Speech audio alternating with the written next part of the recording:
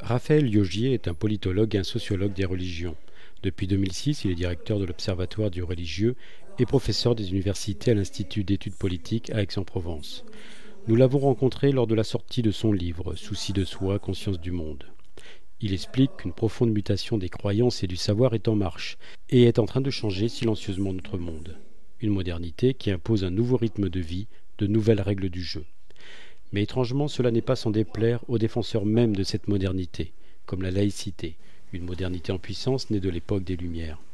Ce sont les défenseurs de la modernité qui finalement sabotent la modernité.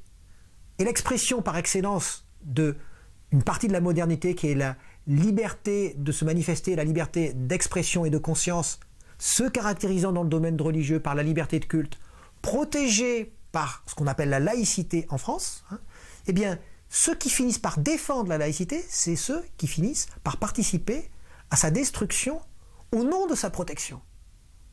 Pour cette raison-là.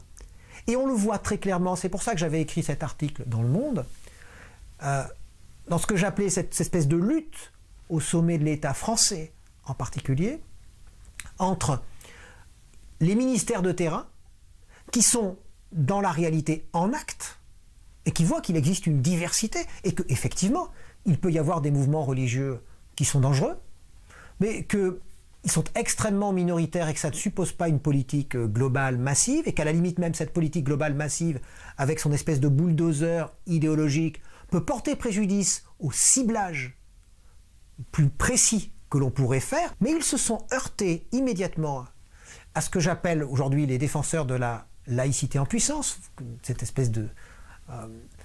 qui, eux, sont à Matignon et qui sont là pour défendre cette idéologie. C'est la Miviludes ou la Mills avant et qui... Mais je le comprends, c'est-à-dire je peux comprendre le sentiment qu'ils éprouvent. C'est un sentiment de fragilité, le sentiment d'être destitué à un certain niveau. Et ce conflit s'est traduit par cette espèce de dialogue de sourds hallucinant, confinant à l'insulte, entre le chef du bureau central des cultes de l'époque et un certain nombre de parlementaires qui voulaient entendre que c'était absolument dangereux, qu'il y avait un danger général, croissant, montant, qu'il y avait une sorte de stratégie secrète, enfin, et ils disaient mais non, ce n'est pas le cas. Mais comment expliquer que les services de Matignon soient sourds au retour des ministères qui, eux, voient la réalité du terrain ? Raphaël Liogier le voit comme une conséquence d'une angoisse liée à la crise d'identité que subit l'Europe, et plus particulièrement la France. Les Européens ont le sentiment qu'ils ne sont plus identiques à ce qu'ils ont été, c'est-à-dire qu'on leur enlève quelque chose. Et il faut qu'ils trouvent qui leur enlève. Alors à un moment donné, en ce moment, par exemple, c'est le musulman, cette idée d'islamisation, il y aura un processus, il y aura des individus qui leur enlèvent quelque chose, même s'ils sont 4% de la population, sur l'ensemble de l'Europe, un peu plus en France, mais quand même des partis très minoritaires, en général plus pauvres que les autres, qui ont moins accès aux moyens de communication, etc., par une sorte de renversement extraordinaire, le faible devient le fort. C'est ça, ce sentiment de perte identitaire. Dans le sentiment de perte identitaire, c'est le sentiment que l'autre, qui est différent, parce qu'il est différent, parce qu'il a choisi un mode de vie différent, nous en veut. C'est pas seulement qu'il a choisi un mode de vie différent, c'est qu'il nous agresse par ce mode de vie, mais il nous agresse volontairement. Il fait exprès. Il a un plan, il a un projet. Et les sectes en font partie. Donc les sectes deviennent non seulement un danger pour ceux qui font partie des sectes, mais deviennent un danger au sens national du terme, au sens de l'identité nationale. Vous m'avez posé la question sur les années 2000 qui s'est passé. Parce qu'en même temps, il y a eu une plus grande rationalisation. C'est-à-dire, en même temps, il y a eu des gens qui se sont élevés. Didier Lesky, du Bureau central des cultes, il s'est quand même élevé contre cette paranoïa. Lui qui était au départ plutôt en accord, mais constatant que ça n'était pas vrai, que ce qu'on disait, qu'on pourrait être efficace autrement, il a voulu essayer de faire changer les choses. Et là, il s'est heurté à cette angoisse.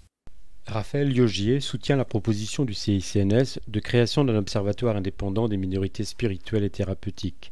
Cela permettrait d'avoir une vision plus sereine et d'identifier les véritables dangers. Ça serait une autorité indépendante.